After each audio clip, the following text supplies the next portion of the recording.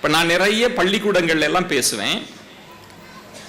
Annual டேல பேசுகிற சவால் என்ன அப்படின்னீங்கன்னா, இங்க இருக்கக்கூடிய பெற்றோர்களின் மைண்ட் வாய்ஸ் என்னவா இருக்கும் அப்படின்னா, இவன் எப்ப சீக்கிரமா முடிப்பான், 10 நாள் கஷ்டப்பட்டுருவோம்.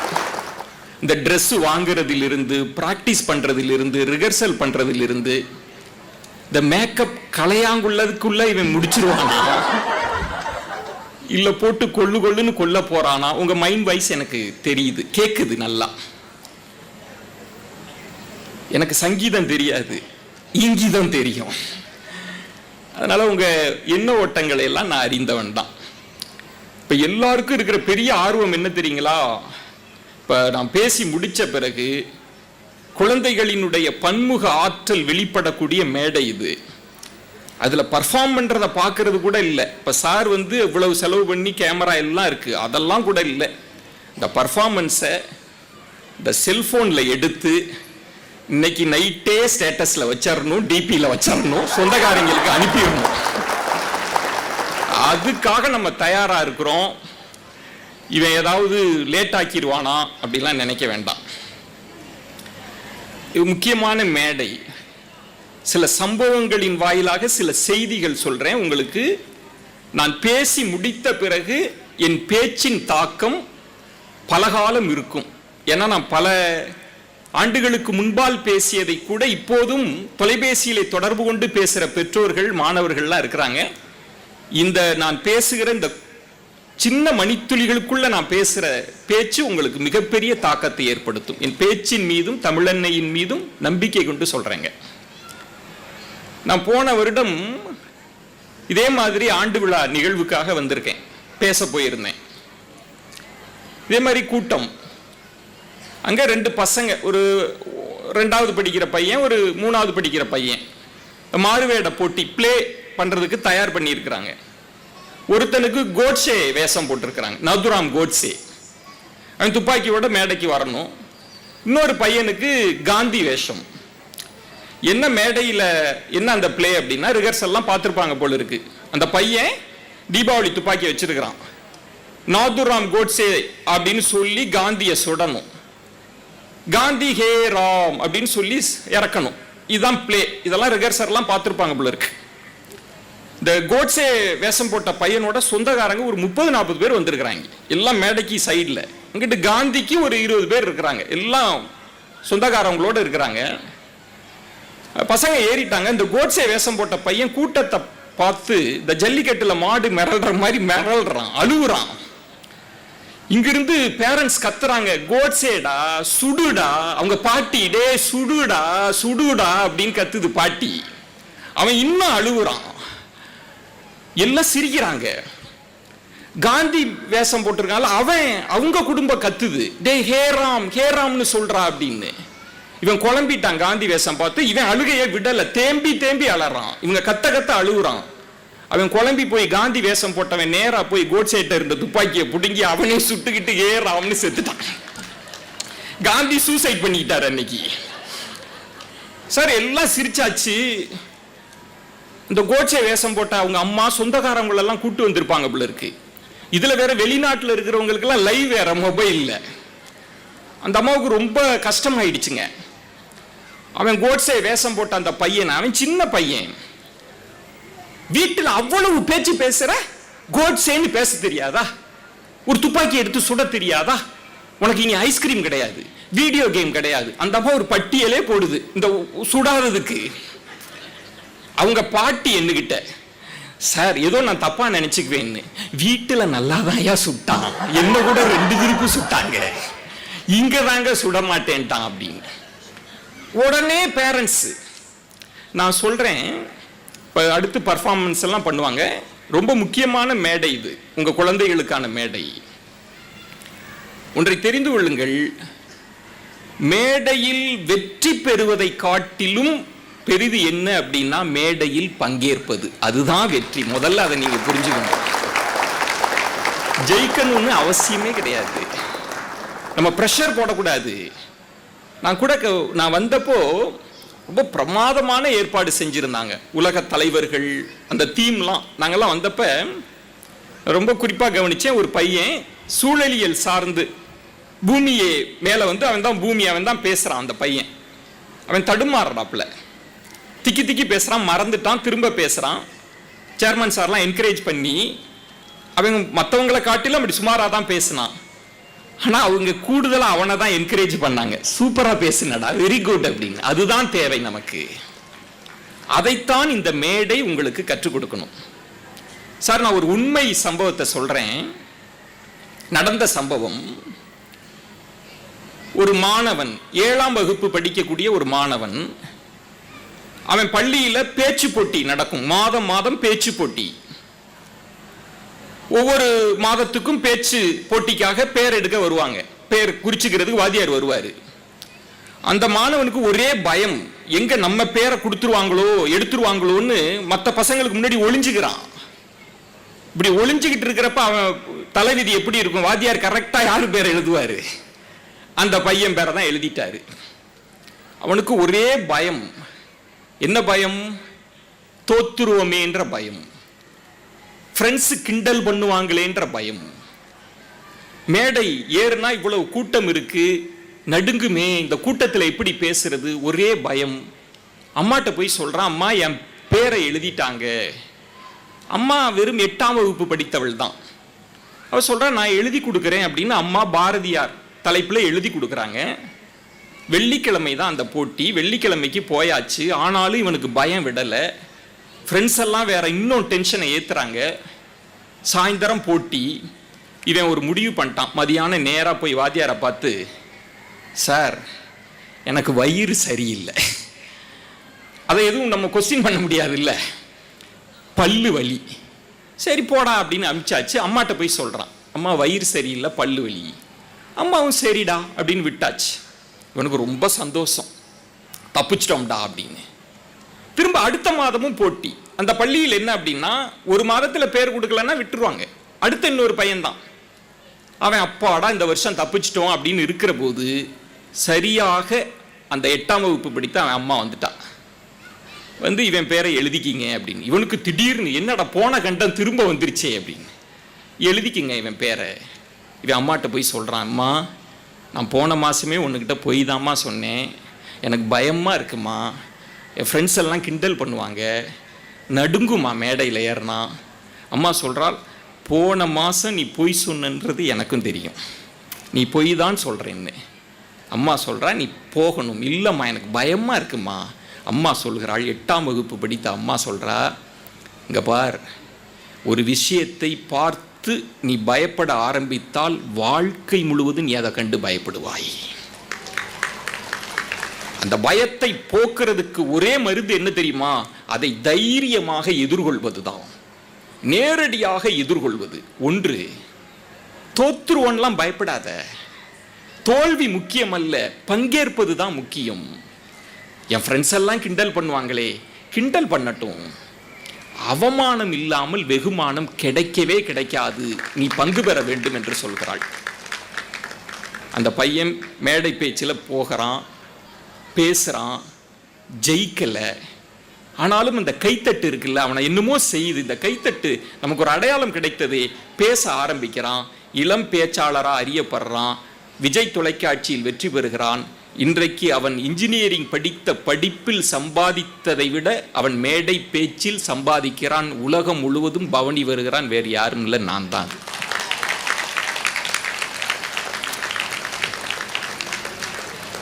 இதை ஏதோ நான் வெற்றி பெற்றவன் அப்படின்னு என்னை புகழ்வதற்காக, தற்புகழ்ச்சிக்காக சொல்லலைங்க. என்னை காட்டிலும் திறமை வாய்ந்த பிள்ளைகள் இங்கே இருக்கிறாங்க.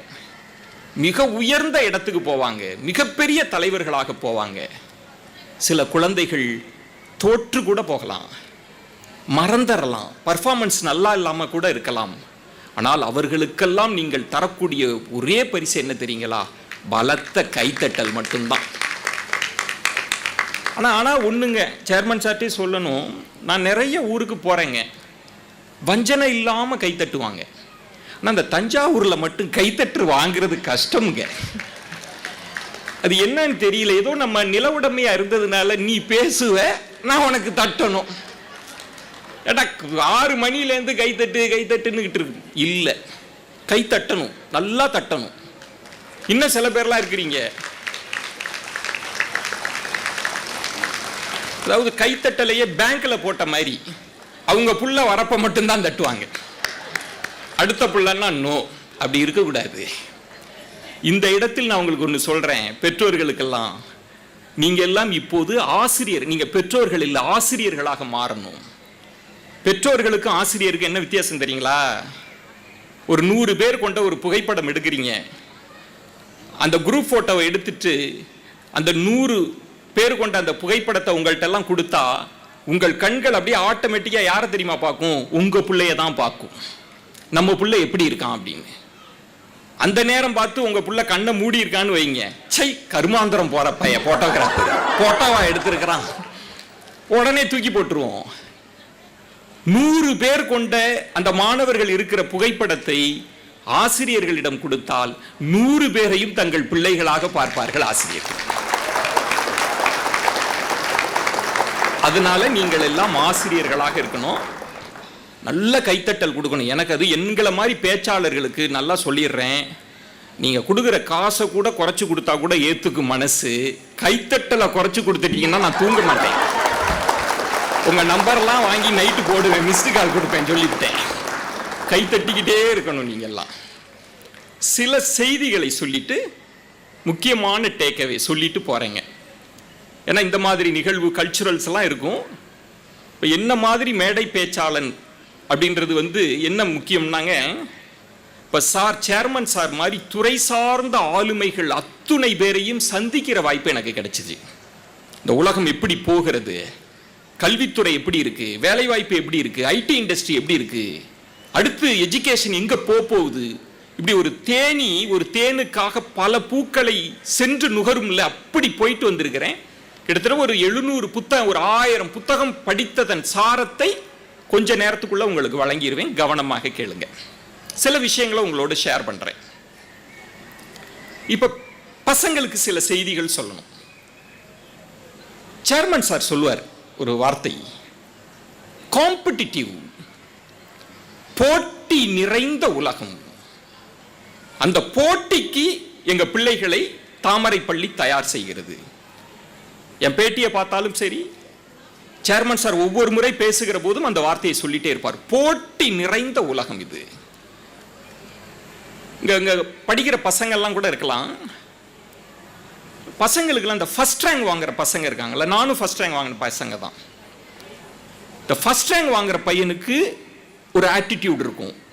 நீங்க தமிழ்நாடு பூரா எந்த ஃபர்ஸ்ட் ரேங்க் வாங்குற பையனையும் பிடிச்சி பார்த்தீங்கன்னா அந்த ஆட்டிடியூட் இருக்கும்.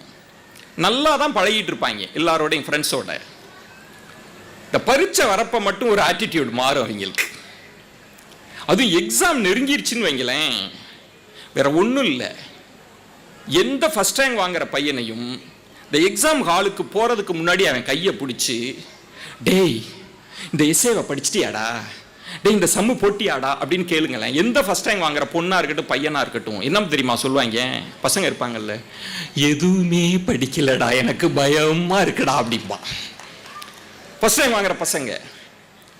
அதை இது நம்பும், இவனே படிக்கலையே நம்ம என்னத்துக்கு இந்த சம்ம அப்படின்னு நம்பி போகும். என்ன கணக்கு அப்படின்னா, நாங்கெல்லாம் ஃபர்ஸ்ட் ரேங்க் வாங்குறப்ப என்னோட போட்டியாளன் அப்படின்றது இந்த கிளாஸ் ரூம்குள்ள இருக்கிறவன் தான். இவனை நம்ம ஜெயிக்கணும். இவனை ஜெயிக்கிறதுக்கு என்ன வழி? நான் எந்த அளவுக்கு மார்க் வாங்குவது முக்கியமோ அந்த அளவுக்கு அவன் மார்க் வாங்காதது முக்கியம். அதனாலதான் எதுவுமே படிக்கலடா எதையாவது சொல்றது. அதுக்காக நான் உங்களுக்கு சொல்றேன், ஒரு கதை சொல்றேன்.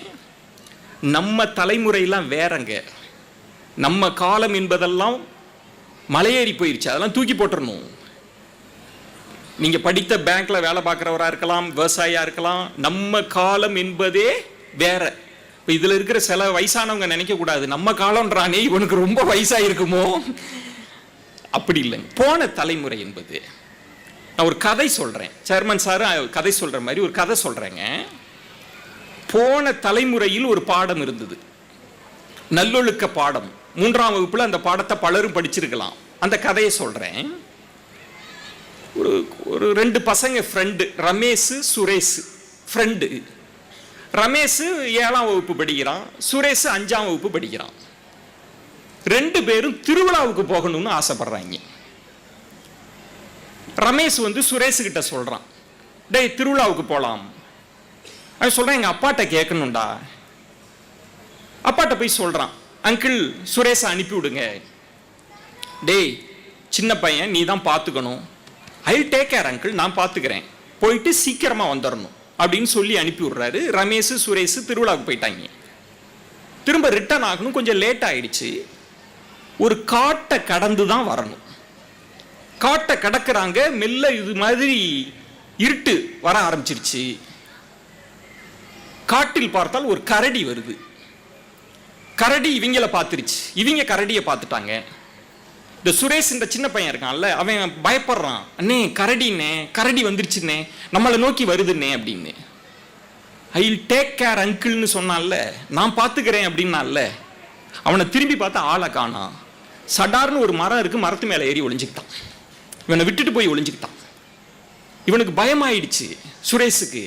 கரடி நெருங்கி வருது, என்ன பண்றதுன்னு தெரியல. ஏதோ படிச்ச ஞாபகம், கரடி நெருங்கி வருதுன்னு. கரடி உயிரற்ற சடலங்களை தீண்டாது, அப்படியே விட்டுட்டு போயிடும், செத்து போயிட்டா அப்படியே எங்கோ படிச்ச ஞாபகம். உடனே மூச்சை அடக்கிக்கிட்டு படுத்துக்கிட்டான். இதை நம்மால் மரத்துலேருந்து பார்த்துக்கிட்டு இருக்கிறான், என்ன நடக்குது அப்படின்னு.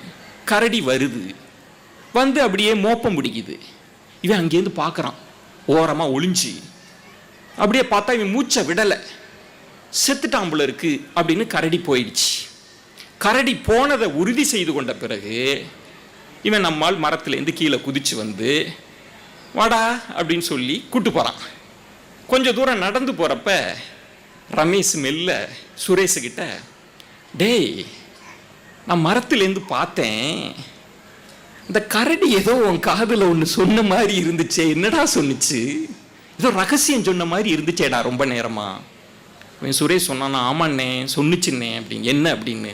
கரடி சொன்னிச்சு, எந்த காலத்திலும் ஆபத்துக்கு உதவாத நண்பனை மட்டும் நம்பி எங்கேயும் போயிடாதரான்னு கரடி சொன்னிச்சு. இது கதை.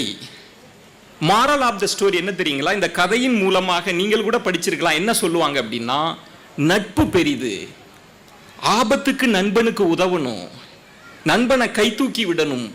இதையெல்லாம் நாம் படித்த தலைமுறை நமக்கு போதிக்கப்பட்டது. ஆனா இன்றைய நம் பிள்ளைகளுக்கு மாரல் ஆஃப் த ஸ்டோரி மாறிடுச்சுங்க, காலம் மாறிவிட்டது.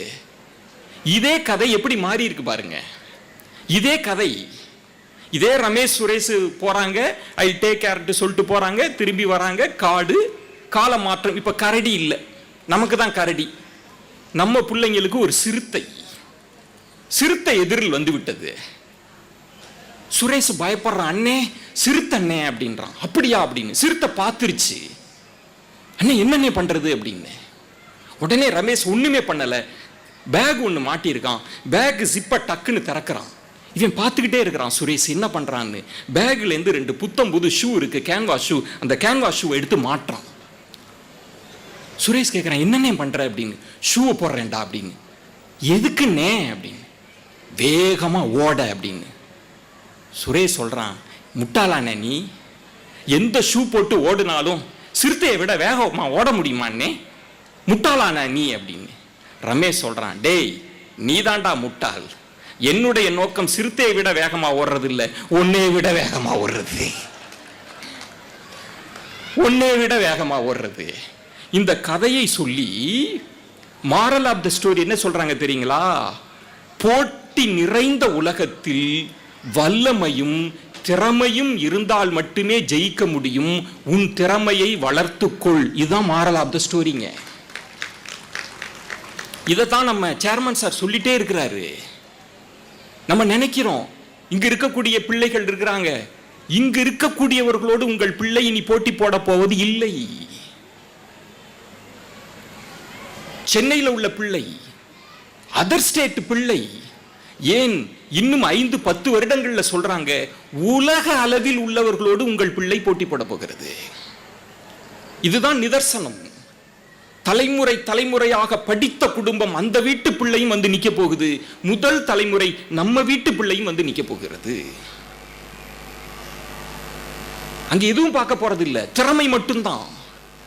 அதான் சேர்மன் சார் சொன்னார், அவன் 1 மணி நேரம் படிக்கிறானா, நான் 3 மணி நேரம் படிப்பேன். உனக்கு 10 தலைமுறை படித்திருக்கிற வாய்ப்பு கிடைத்திருக்கிறதா? என்னுடைய தலைமுறை முதல் தலைமுறையா? அந்த 10 தலைமுறைக்கும் சேர்த்து நான் உழைக்க போகிறேன். அதைத்தான் நம்ம பிள்ளைகளுக்கு சொல்லிக் கொடுக்கணும். போட்டி நிறைந்த உலகம். அந்த போட்டி நிறைந்த உலகத்தில் இருந்து அப்படி ஹெவி காம்படிஷன். நான் சென்னைக்கு போயிருக்கேன், கோயம்புத்தூர், பல இடங்கள்ல போயிருக்கிறேன். ஒரு கனவு பள்ளியை சேர்மன் சார் படைத்திருக்கிறார், உங்களுக்கு படைத்திருக்கிறார். மிகப்பெரிய கைத்தட்டல் கொடுங்க, நான் மனதார பாராட்டுறேன். ஐஐடியில நம்ம புள்ள, இஸ்ரோல நம்ம புள்ள, வெளிநாட்டில் நம்ம புள்ள சாதாரணம் இல்லைங்க. விஷன் இருக்கணும். நம்ம பிள்ளையை அனுப்பி இருக்கிறாங்க. நம்ம பிள்ளைக்கு என்ன சொல்லி தரணும்னா, இயல்பிலேயே நம்ம டிஎன்ஏலேயே அது வந்து உக்காந்துக்குன்றான். படிப்பறிவே இல்லாத ஒரு தலைமுறையிலிருந்து ஒரு பிள்ளை வரான். மார்க்கெல்லாம் திறமை பிள்ளை தான், அதெல்லாம் மாற்றே இல்லை. என்ன ஆயிடும்னா கான்பிடன்ஸ் இருக்காது. ஏன்னா அவன் வளர்ந்த சூழல் அப்படி. இன்னொருத்தனோடு மோதுகிற போது நம்மளால் முடியாதுன்னு நினைப்பான். பணக்கார வீட்டு பிள்ளையா அப்படி பகட்டோடு வந்து நம்மளை ஒரு அடி அடிச்சிருவான். ஆங்கிலம் தெரியலையா, ஆங்கிலத்தோடு நம்ம பிள்ளை ஒரு அடி அடிச்சிருவான். நம்மளால் முடியாதுன்னு ஒரு செல்ஃப் கான்பிடன்ஸை நொறுக்கிடுவாங்க. அதற்காக பிள்ளைகளுக்கு ஒரு சம்பவம் சொல்றேன். எப்படி பெற்றோர்கள் குழந்தைகளுக்கு சோறு ஊட்டுறப்ப அப்படி சோறை ஊட்டி அதுக்குள்ள அப்படி காய்கறியை வச்சு கொடுக்கிற மாதிரி ஒரு சம்பவம் சொல்லுவேன். அந்த சம்பவத்திற்குள் ஒரு செய்தி இருக்கும். அந்த செய்தியை நீங்க பிடிச்சுக்கணும் பிள்ளைகள். ஒரு சிறுமி அமெரிக்காவில், அப்பா போர்ட்டர், அம்மா வீட்டு வேலை செய்பவள், கருப்பு இனம். அங்க 22 பிள்ளைகள் அவங்களுக்கு, 22 பிள்ளை. 20வது பிள்ளையா அந்த பிள்ளை, பொம்பளை பிள்ளை பிறக்கிறான். நீங்க யோசிச்சு பாருங்க, 22 பிள்ளைனா என்ன ஆகிறது? நோய்வாய்ப்படும்ல இயல்பிலேயே. 4 வயதிற்குள்ளாகவே நிமோனியா காய்ச்சல் வருது. நிமோனியாலாம் வந்தா அப்ப மருந்தே கிடையாது, அதிலிருந்து அந்த புள்ள மீண்டு வருகிறது. சிவப்பம்மை நோய் வருகிறது, மீண்டு வருகிறது. அந்த பிள்ளைக்கு ஒரே ஆசை, நம்ம ஸ்போர்ட்ஸ்ல எல்லாம் வெற்றி பெற்றார்கள், அந்த பிள்ளைகள்லாம் இதை கவனிக்கணும். அந்த பிள்ளைக்கு என்ன ஆசைன்னா ஓடணும், ஒரு விளையாட்டு வீரராக ஆக வேண்டும். அதுதான் அந்த பிள்ளைக்கு ஆசை. அம்மாவும் வீட்டு வேலை செய்யறவ ஏதோ ஹெல்ப் பண்ணிட்டு இருக்கிறா இப்போ குழந்தைக்காக. திடீரென்று கடும் காய்ச்சல் வருகிறது, அவளுக்கு நடக்க முடியல. ஹாஸ்பிட்டல்ல போய் சேர்த்தால், ஹாஸ்பிட்டல்ல டாக்டர் பார்த்துட்டு சொல்றாரு, உங்கள் குழந்தைக்கு போலியோ தாக்கி இருக்கிறது. இனி உங்கள் குழந்தை நடப்பதற்கே சிரமப்படுவான், நடக்க முடியாது, வீல் சேர்ல தான். இனி உன் குழந்தையின் கால்கள் சூம்ப ஆரம்பிச்சிரும், ஊன்றுகோல் தான், சக்கர நாற்காலி தான், இனி நடக்கவே முடியாது. அந்த தாய் கதறி அழுறா. என்னங்க சோதனை? டாக்டர் சொல்றாங்க, இல்லம்மா போலியோவுக்கு மருந்தே இல்லை, இனி இப்படித்தான் என்கிறார்கள். அம்மா கதறி அழுகிறாள். இதை பார்த்து அந்த சின்னஞ்சிறு சிறுமி சொல்றா, அம்மா கண்ணீரை தொடச்சிட்டு, அம்மா நீ கவலைப்படாத, நான் நடப்பேம்மா, நான் ஓடுவேம்மா அப்படின்றா. அம்மாவை இவ ஆறுதல் படுத்துறா. மருத்துவர்கள்லாம் அப்படியே பார்க்குறாங்க, டாக்டர்லாம் என்ன இவ அப்படி சின்ன பிள்ளை தெரியாம சொல்ற அப்படின்னு. அம்மாவை கூட்டு வர, நீ கவலைப்படாதம்மா, ஏம்மா அழற, நீ அழக்கூடாதும்மா அப்படின்னு. அதற்கு பிறகு ஒரு கிராமத்தில் போய் மசாஜ், இயற்கை சிகிச்சை கொடுக்குறாங்க. அதுக்கப்புறம் இந்த போலியோ பாதிக்கப்பட்டவர்களுக்கான ஷூ இருக்கு, அதை கொடுத்து அது நடக்கிறதுக்கு காலனி, பிரத்யேக காலனி, அதை போட்டு நடக்கிறா. மெல்ல மெல்ல மெல்ல நடக்க ஆரம்பிக்கிறாள், மெல்ல மெல்ல மெல்ல ஓட ஆரம்பிக்கிறா. எல்லாருக்குமே ஆச்சரியம், டாக்டர்ஸ்க்கெல்லாம் ஆச்சரியம். மெல்ல மெல்ல மெல்ல ஓட ஆரம்பிக்கிறாள், சிட்டாக பறக்கிறாள். எல்லாருக்கும் ஆச்சரியம். அமெரிக்கா சார்பாக ஒலிம்பிக்கில் பங்கு பெறுகிறாள். 1960 ரோம் நகர்ல நடக்குது. ஒலிம்பிக்கில் பார்ட்டிசிபேட் பண்றா. 3 ஓட்டப்பந்தயம், 100 மீட்டர், 200, 400, 3லும் பார்ட்டிசிபேட் பண்ணி, நண்பர்களே, பெற்றோர்களே, பிள்ளைகளே, அந்த 3 போட்டியிலும் அமெரிக்காவிற்காக தங்க பதக்கத்தை பெறுகிறாள். அவள் பெயர் வில்மா. வில்மா இதெல்லாம் செய்திங்க பிள்ளைகளுக்கு தெரியணும். அவள் 3 தங்கப்பதக்கம் வாங்குறா. பத்திரிகைகள் எல்லாம் கருப்பு மான் அப்படின்னு எழுதுகிறது. கருப்பின பிள்ளைகளுக்கெல்லாம் ஸ்பேஸ் தரமாட்டாங்க அங்க. பத்திரிகைகள், ஒரு பத்திரிகை எழுதியது, ஓடியது வில்மாவின் கால்கள் அல்ல, ஓடியது வில்மாவின் நம்பிக்கை அப்படின்னு எழுதியது. என்ன தெரியுங்களா ஆச்சு? 20 வயதில் 3 தங்கப்பதக்கங்களை வாங்கிய வில்மா 22வது வயதில், 20 வயசுல வாங்குறா 3 தங்கப்பதக்கம், கோல்டு மெடல். 22வது வயசில் ரிட்டையர்மெண்ட் அறிவிச்சிட்டா. எல்லாம் அதிர்ச்சி அடைஞ்சிட்டான். எல்லாரும் போய் ஏன் இப்போ ஓய்வு பெற, ஏன் ரிட்டையர்மெண்ட் என்கிற போது அவள் சொன்னாள், எனக்கு வேறொரு கனவு இருக்கிறது. நான் ஏன் தெரியுமா ஓடினேன், ஏன் தெரியுமா ஓடினேன், என் அம்மாவின் கண்ணீரை என்னால் காண சகிக்க முடியல, அவளுக்காக ஓடினேன், அங்க பறக்கிறதுக்காக நான் ஓடினேன், அதுக்காக ஓடினேன். அதை தாண்டி இன்னொன்று சொன்னால், அதைத்தான் நம் பிள்ளைகளுக்கு மீண்டும் மீண்டும் சொல்லணும். முடியாது, என்னால் செய்ய முடியுமான்னு யோசிக்கக்கூடிய பிள்ளைகளுக்கு சொல்லுங்கள். வில்மா சொன்னால், நான் அப்போது முடிவெடுத்தேன், என் அம்மாவுக்காக முடிவெடுத்தேன். உலகில் யாராவது ஒருத்தன் உன்னால் முடியாது என்று சொன்னால் அதை முடித்து காட்டுவது என்னால் முடியாது என்றால் எவனாலும் முடியாது. அதைத்தான், அந்த விதையை, அந்த அக்னியை நம்ம பிள்ளைகளுக்கு சொல்லணும். உன்னால் முடியவில்லை என்றால் யாராலும் முடியாது. அதை நம்ம பிள்ளைக்கு சொல்லுங்கள். வில்மா அதன் பிறகு அறக்கட்டளை தொடங்கினாள். ஆப்பிரிக்க குழந்தைகளுக்கு கல்வியை கொடுக்க வேண்டும் என்பதற்காக சொன்னான். இதை நம்ம பிள்ளைகளுக்கு சொல்லணும். இன்னும் 2 செய்தியை சொல்லி நான் முடிச்சுக்கிறேன். நான் சொன்ன அந்த இங்கிதம்ன்றதுனால இன்னொரு தருணத்தில் விரிவாக பேசுகிறேன். பெற்றோர்களுக்கு ஒரு செய்தி சொல்லணும்னா, பெற்றோர்கள், உங்கள் பிள்ளைகள் அவங்களுக்கு பிடிக்காத ஒன்று உண்டு. என்ன தெரியுங்களா? இது ஆசிரியர்களும் கேட்டுக்கணும். பிள்ளைகளுக்கு, இந்த தலைமுறைக்கு பிடிக்காத ஒன்று, அந்த வார்த்தை என்ன தெரியுங்களா? கம்பேரிசன், ஒப்பிடுதல். அது நம்ம பிள்ளைகளுக்கு பிடிக்கல. ஆனால் நம்ம அதைத்தான் செய்கிறோம். அன்னை மாதிரி தம்பி படிக்கலை, வீட்டுக்கு யாராவது வந்தால் இவன் சூப்பராக படிப்பான் அப்படிம்போம். தம்பியை பார்த்து, இவனா எரும மாடு வாங்கி விடலான்னு இருக்கேன் சார். டீச்சர்ஸுமே அப்படி தான். ஃபஸ்ட் ரேங்க் வாங்குறவன் இவன், ஒப்பிடுதல் இருந்துக்கிட்டே இருக்கும். நான் உங்களுக்கு ஒரு சம்பவம் சொல்கிறேன். ஆர்ட் ஆஃப் பேரண்டிங் நீங்கள் தெரிஞ்சுக்கணும். நான் ஜெயா டிவியில் வேலை பார்த்தப்ப என்னோடு ஒருத்தர் வேலை பார்த்தார். வசதியானவர். அவங்க சம்சாரம் அதை விட வசதி. குழந்தை இல்லை, எப்போதும் கஷ்டப்படுவாருங்க. ஒரு 1000 பட்டுப்புடவை இருக்குது, 100க்கு மேலே கார் இருக்குது, சொத்து இருக்குது. அவங்க சம்சாரம் எந்த ஃபங்க்ஷனுக்கும் வராது. ஏன்னா குழந்தை இல்லையான்னு கேட்பாங்கல்ல. இவருக்கு அதே ஒரு வருத்தம். அவருக்கு எங்கள்கிட்ட சொல்லிக்கிட்டே இருப்பார், என்னையா இந்த காசு பணம், ஒரு புள்ள இல்லையா, பொண்டாட்டி எப்போதும் சோகமாகவே இருக்காயா அப்படி. நாங்கள்லாம் முடிவு பண்ணி ஒரு குழந்தைய தத்தெடுத்துக்கலாமேங்க அப்படின்னு சொல்லி தத்தெடுத்துக்கிறதுக்காக போய் ஒரு குழந்தையெல்லாம் பார்த்து எல்லாம் முடிவு பண்ணி வீட்டம்மாட்ட போய் கேட்டு வரேன்னு போனாருங்க. அப்புறம் வரவே இல்லை. அதுக்கப்புறம் வந்தார். கேட்டோம், என்னங்க அப்படின்னு. இல்லைங்க, அனாதை ஆசிரமத்துக்கு வேணாலும் நான் பணம் கொடுக்குறேன், டொனேஷன் கொடுத்துட்றேன், அந்த குழந்தைக்கு படிப்பு செலவு கூட கொடுக்குறேன், தத்து மட்டும் வேண்டாங்க அப்படின்னு. ஏங்க அப்படின்னு. இல்லை, என் பொண்டாட்டிகிட்டையும் பேசினேன், மாமியார் மருமகள்கிட்டலாம் பேசினேன், மாமியார் மாமனார்கிட்டலாம். 1000 இருந்தாலும் அது என்னோட ரத்தனமாக இருக்கணும் இல்லைங்க. நான் தத்தெடுத்தாலும் இது பிறத்தி தானேங்க, இன்னொரு ரத்தம் தானே, யார் ரத்தமாக இருக்கணும்ல என் புள்ள அப்படின்னாரு. சரி, இயல்பு தானே, புரிஞ்சுக்கிட்டாச்சு, சரி சார்னு விட்டாச்சு. அப்புறம் பார்த்தீங்கன்னா ட்ரீட்மெண்ட்டு அது இதுன்னெலாம் போய் அவங்க சம்சாரத்துக்கு ஒரு குழந்தை, ஆம்பளை பிள்ளையே பிறந்துட்டான். யோசிச்சு பாருங்க, அவ்வளோ சொத்து இருக்குது, ஆண் பிள்ளையே பிறந்திருக்கு வாரிசா, எப்படி இருக்கும் அந்த இது. நாங்கள் ரொம்ப நாள் கழித்து அவனை பார்க்குறதுக்காக போகிறோங்க ஒரு வீட்டுக்கு, பெரிய பங்களா. நாங்கள் போகிறப்போ அந்த வரம் இருந்து பெத்த புள்ள இருக்கான்ல, அவனை போட்டு அடிச்சுக்கிட்டு இருக்கிறாருங்க. இவர் போட்டு அடிச்சுக்கிட்டு இருக்கிறாரு. பக்கத்து விட்டு சுரேஷ் அப்படின்னு போட்டு அடிக்கிறாரு. இது கூட முடியலையான்னு போட்டு அடிக்கிறாரு. நாங்கள் ஓடி போய் கையை பிடிச்சி, எதுக்குங்க அடிச்சுக்கிட்டு இருக்கிறீங்கன்னு.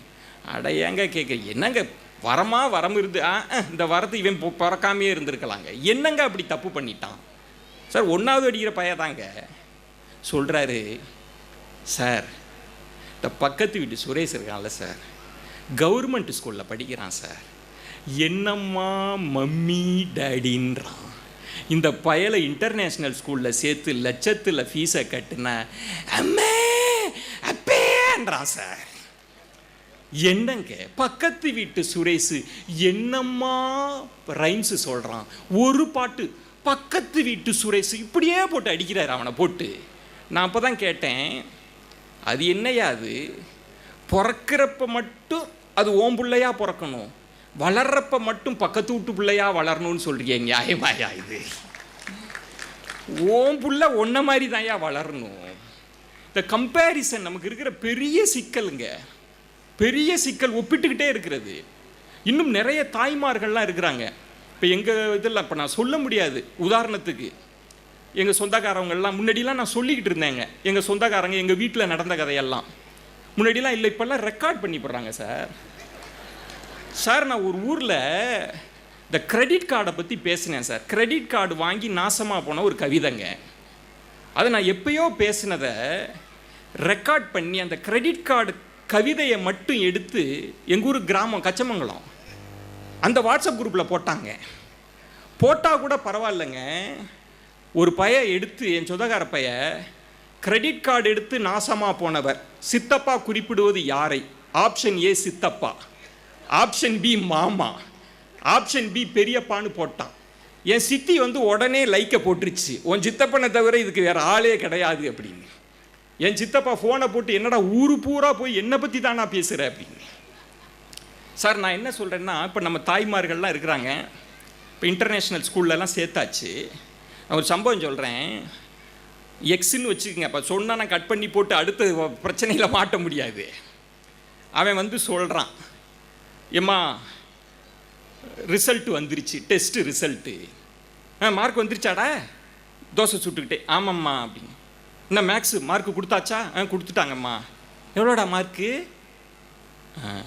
32 தான்ம்மா. என்னது 32? ஆமாம்மா. ஓ 100க்கா 50க்கா? இல்லைம்மா 100க்கு தான்ம்மா. 32 வாங்கியிருக்க? ஆமாம்மா.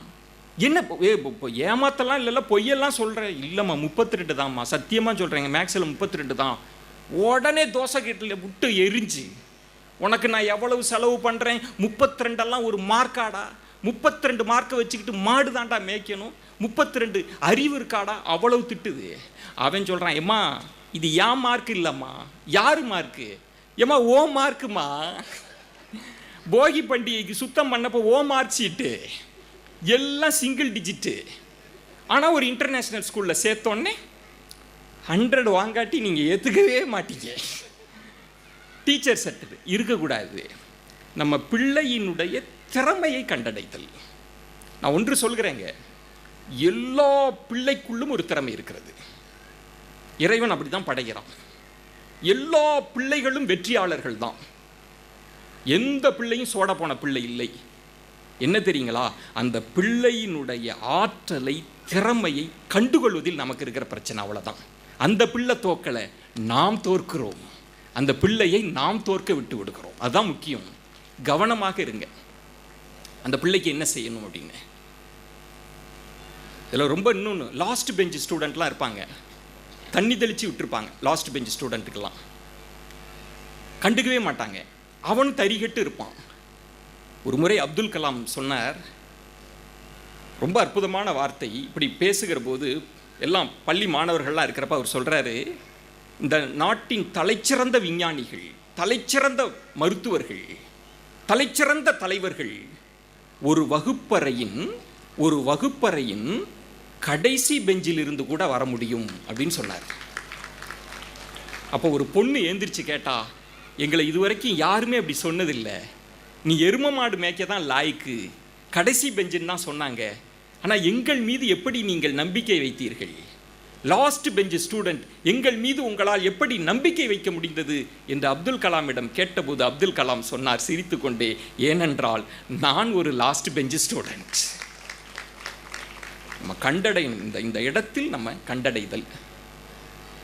ஆசிரியர்களுக்கும் சொல்வது, பிள்ளைகளை அவங்களோட ஆற்றலை கண்டடைவது. நான் நிறைவாக 2 விஷயம் சொல்லி முடிச்சிட்றேன். சேர்மன் சாரோட நோக்கம் என்ன அப்படின்னா, அவர் சொல்லுவார், கல்வினா என்ன, நம்ம படிக்க வைக்கிறோம்ல, கல்வி என்பது எது? வேலை வாய்ப்பா, ஸ்கோப்பா, இன்ட்ரெஸ்டா? இல்லை. கல்வியினுடைய நோக்கம் என்ன தெரியுங்களா? கல்வியினுடைய நோக்கம் என்பது தன்னம்பிக்கையை வளர்ப்பது, ஒழுக்கத்தை விதைப்பது, ஒரு நல்ல மனிதனை உருவாக்குவது. அப்படி ஒரு கல்வியை நீங்கள் வழங்கிட்டீங்கன்னா அவன் உலகத்தில் எந்த மூலைக்கு போனாலும் எந்த சவாலையும் கல்வியை கொண்டு எதிர்கொள்ள முடியும். இதில் என்ன நீங்கள் லக்கி அப்படின்னா, அப்படிப்பட்ட கல்வியை நீங்கள் வழங்குகிறீர்கள் உங்கள் பிள்ளைக்கு. நீங்கள்லாம் அதிர்ஷ்டசாலிகள். நான் வார்த்தைக்காக சொல்ல, கண்டடைஞ்சு நீங்கள் செஞ்சுருக்கிறீங்க. ரெண்டு முக்கியமான விஷயத்தை சொல்லிடுவோம், பொதுவான விஷயத்தை சொல்கிறேங்க உங்களுக்கு. இன்றைய தலைமுறை வரம்பெற்ற தலைமுறை. நமக்கு கிடைக்காத எல்லா வாய்ப்புகளும் நம் பிள்ளைகளுக்கு கிடைச்சிருக்கு. இந்த தலைமுறை தான் சாபம் பெற்ற, சவால்களை எதிர்கொள்ளக்கூடிய தலைமுறையாகவும் இருக்கிறது. என்ன தெரியுங்களா? நான் சமீபத்தில் ஒரு ஆர்டிக்கிள் எடுத்து நான் ஒரு நிகழ்ச்சி பண்ணேன். அந்த ஆர்டிக்கிள் என்ன சொல்லுதுன்னா, குழந்தைகள் தூக்கமின்மையால் அவதிப்படுகிறார்கள். இந்தியாவில் அது அதிகரிக்கிறது. நினச்சி பார்த்தோமா, வயசானவங்களுக்கு தூக்கம் இல்லாமல் இருப்பாங்க. இப்போ கல்யாணம் காட்சி பண்ணணுன்றவங்களுக்கு தூக்கம் வராது, கடை வாங்கினவருக்கு தூக்கம் வராது. குழந்தைகள் பட்டாம்பூச்சிகளாக பறக்கக்கூடியவர்கள். அப்படி விளையாண்டுட்டு தூங்கிட்டு அப்படி ஏந்திரிச்சு அடிச்சு போட்ட மாதிரி தூங்கக்கூடிய குழந்தைகள் தூக்கமின்மையால் அவதிப்படுகிறார்கள். மெடிக்கல் ரிப்போர்ட் வந்திருக்கு. இன்னொன்று, காலையில் ஏந்திரிக்கிறப்ப ஜீரண கோளாறு, புத்துணர்ச்சி இல்லை. இன்னும் சொல்ல வேண்டும் என்றால் டிப்ரெஷன் வந்துருச்சுன்றான் குழந்தைகளுக்கு. இன்னும் சொல்லணும்னா கண்ணு பாதிப்பு. இதுக்கெல்லாம் ஒரே ஒரு பெரிய காரணம் என்ன தெரியுங்களா? இவன் தான், மொபைல். குழந்தைகளை அலாம் வைக்கிறீங்கல்ல, காலையில் 6 மணிக்கு ஏந்திரிக்கணும்னு, இரவு 8 மணியா 9 மணியா உறங்குவதற்கு அலாம் பண்ணணுன்றான். இன்னைக்கு நம்ம குழந்தைகளுக்கு சாப்பாடு, நான் என்னை உட்பட சொல்கிறேன், மொபைல் ஃபோனை கொடுத்து தான் சாப்பாடு விட்டுறோம். மொபைல் ஃபோன் பார்த்துட்டே இருக்கா. இரவுகளில் பார்க்குறேன், லீவா எங்கள் அண்ணன் பசங்கள்லாம் வராங்க, மொபைல் ஃபோன்லேயே இருந்துகிட்டே இருக்கிறான், அந்த உலகத்திற்குள்ளே இருந்துக்கிட்டே இருக்கிறான். தூக்கமின்மை வந்து விட்டதுன்றான். நீங்கள் இரவு படுக்கிற போது 7 மணிக்கே மொபைல் ஆஃப் பண்ணிடணும். நான் உங்களுக்கும் சேர்த்து தான் சொல்கிறேன். நீங்கள் மொபைலை பார்க்கிற போது இந்த கதிர்வீச்சு உங்கள் மூளையை ஆக்டிவேட் பண்ணுது. மூளை அசருகிற நேரத்தில் அதை ஆக்டிவேட் பண்ணுது. மூளை உறங்க மறுக்கிறது. தூக்கமின்மை. இன்னும் சில குழந்தைகளுக்கு கண் பிரச்சனை. நம்ம கண் இயற்கையாக இந்த காட்சிகளை பார்க்க தான் இறைவன் படைச்சிருக்கிறான். ஆனால் நம்மிடம் காசு இருக்குன்றதுக்காக 50,000க்கும் 1,00,000க்கும் மொபைலை வாங்கி கொடுக்குறோம். அது சாதாரண காட்சிகளை விட 1000 மடங்கு துல்லியமாக காட்சியை கொடுக்குது. கண்ணால் தாங்க முடியாது. உங்கள் பிள்ளைக்கு தெரியாது, கவனச்சிதறல் இருக்கும், தலைவலி இருக்கும், கான்சென்ட்ரேஷன் இருக்காது, நம்ம எங்கெங்கோ போயிட்டு இருப்போம். பிரச்சனை இங்கு இருக்கு. நான் இன்னொன்று சொல்கிறேன், பிள்ளை வளர்ப்பில் பிள்ளை ஆசைப்படுறதெல்லாம் வாங்கி கொடுக்கறது நல்ல பெற்றோர் இல்லை. பிள்ளைக்கு தேவையானதை மட்டும் வாங்கி கொடுக்கறது தான் நல்ல பெற்றோர். அதை மட்டும் தெரிஞ்சுக்கங்க. காசு இருக்கு, ஆசைப்பட்டு தான் வாங்கி கொடுக்கறது கிடையாதுங்க. மொபைல் ஃபோனிலிருந்து நம்ம பிள்ளையை பாதுகாக்கணும். 40 நிமிஷம் ஒருத்தரோட கவனம் குவியும். அதனால தான் 40 நிமிஷம் பீரியட் வச்சிருக்கிறாங்க. ஆனால் இன்றைக்கு குறைந்து விட்டது. நம்மளையும் சேர்த்து சொல்கிறேன், பிள்ளைகளுக்கு சொல்கிறேன். அட்டென்ஷன், ஸ்பேன் ஆஃப் அட்டென்ஷன் எவ்வளோ தெரியுங்களா? கவன குவியல் 3 நிமிஷம்ன்றான் சார். 3 நிமிஷத்துக்கு மேலே கவனம் இல்லை குழந்தைகளுக்கு. கவனம் சிதறிடுது. இதிலிருந்து குழந்தைகளை மீட்கணும். இதிலிருந்து மீட்டு கொண்டு வரணும். தப்பாக போயிடும். ஒழுக்கம் ரொம்ப முக்கியம். இந்த விளக்க நம்ம வச்சமே குத்து விளக்கேற்றுதல். விளக்கு அற்புதமான விளக்கு. எண்ணெய் இருக்கிறது, தீபம் இருக்கிறது, ஏற்றுவதற்கு எரிதழல் இருக்கிறது. ஆனாலும் நாங்கள் சிரமப்பட்டோம். என்ன? சூறாவளி காற்று சுழன்று அடித்தது. அதை போல மொபைல் ஃபோனும் ஆபாசமும் போதையும் சுழன்று அடிக்கும். நம்ம பிள்ளையை பாதுகாக்கணும். குத்து விளக்கு நமக்கு சொல்கிற பாடம் இது. கவனமாக இருங்கள். இந்த மொபைல் இருந்து பிள்ளைகளை வெளியில் கொண்டு வரணும்னா நீங்கள் மொபைல் ஃபோனை குறைக்கணும்.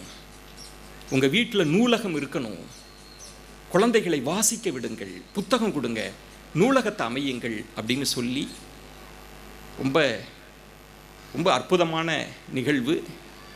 நான் அந்த பள்ளியில் பேசணும்னு ஆசைப்பட்டேன். எத்தனையோ பள்ளியில் பேசினாலும் ஜனவரி 1ஆம் தேதி என்னை அழைச்சாங்க. எனக்கு அன்றைக்கி முக்கியமான அப்பாயின்மெண்ட். எனக்கு ரொம்ப வருத்தம். ஏன்னா இந்த பள்ளி நம்ம மண்ணில் இருக்கிற பள்ளி, இங்கே பேசலையே, நம்ம எங்கெங்கேயோ பேசிகிட்டு இருக்கோமே அப்படின்னு நினச்சி ரொம்ப வருத்தப்பட்டப்போ வீட்டில் சொன்னேன், மிஸ் ஆகிடுச்சு அப்படின்னு. அப்போ அவங்க சொன்னாங்க, ஆசைப்படுங்க, ஆழ் மனதில் ஆசைப்படுங்க, நெகட்டிவாக யோசிக்காதீங்க, பாசிட்டிவாக யோசிங்க, கட்டாயம் இன்னொரு முறை நடக்கும். உங்கள் ஆழ் மனசில் ஆசைப்பட்டால் அது நடக்குங்க. சீக்ரெட் என்கிற புத்தகம் அதைத்தானே சொல்லுது, கவலைப்படாதீங்க, நடக்கும் அப்படின்னாங்க. நான் அடுத்த வருஷம் வரும்னு நான் நினச்சேன். 11ஆம் தேதி உங்களிடம் பேசுவதற்கான வாய்ப்பை அந்த பிரபஞ்சம் வழங்கிவிட்டது. ஆசைப்படுங்க குழந்தைகளே, பெற்றோர்களே, பெருசாக ஆசைப்படுங்க. 700 மருத்துவர்களை தஞ்சை மாவட்டத்தில் சார் உருவாக்கியிருக்கிறார். ஐஐடியில் போகிறது பெரிய பெரிய நினச்சி பார்க்க முடியாதது. நான் அதை தாண்டி சொல்கிறேங்க, ஹெவி காம்படிஷன், சாதாரண இல்லை. ஒரு நல்ல ஆசிரியர் என்பவர் நல்லா படிக்கிற மாணவனை படிக்க வைக்கிறது இல்லை, தலைமுறையாக படிக்க வச்ச மாணவன் ஐஐடி அனுப்புறதல்ல சிறந்த ஆசிரியர். ஒரு விவசாயியின் மகள், ஒரு கூலி தொழிலாளியின் மகள், முதல் தலைமுறை பட்டதாரி, அந்த பிள்ளையை ஐஐடிக்கு அனுப்புகிற ஆசிரியர்களுக்கு பலத்த கரோலி கொடுக்கணும். Hats off. இதை தவம் போல் செய்கிறாங்க. பெருசாக ஆசைப்படுங்க. உங்கள் பிஸ்னஸாக இருக்கலாம், உங்கள் குழந்தைகளுக்காக இருக்கலாம். இப்பயே இலக்குகளை நிர்ணயிங்க, எழுதி வையுங்கள், அதை நினைத்து பாருங்கள். தினந்தோறும் என் பிள்ளை இப்படி வரப்போகிறான், சின்னதாலாம் கனவு காணாதீங்க. உலகத்தின் மிகப்பெரிய பல்கலைக்கழகங்கள், மிகப்பெரிய இடத்துல சிஇஓவா, தலைவரா, மிகச்சிறந்த நிபுணர்களாக வரணும். அதை தாண்டி உங்கள் பிள்ளை நல்ல மனிதராக வந்து இந்த சமூகத்திற்கு பயன்பெறணும். அதான் ரொம்ப முக்கியம். அதை இந்த பள்ளி செய்யும் அப்படின்னு சொல்லி சார் அடுத்த ப்ராஜெக்ட் வந்து பட்டுக்கோட்டையில் தொடங்க இருக்கிறாங்க. பட்டுக்கோட்டை மக்கள் சார்பாக நம்ம பாராட்டுவோம், பலத்த கரவொலி கொடுப்போம் சார். நான் இறைவனை வேண்டுறேன், ரொம்ப சிறப்பாக அமையணும். எல்லா பிள்ளைகள், இங்கே வந்திருக்கக்கூடிய பெற்றோர்கள், இந்த மண்ணில் இருக்கிற எல்லா பிள்ளைகளுக்கும் வெற்றி கிடைக்கட்டும். எல்லாம் வல்ல இறைவனையும் தமிழ் அன்னையும் வேண்டி மற்றொரு தருணத்தில் உங்களை சந்திக்கிறேன். நன்றி, வணக்கம்.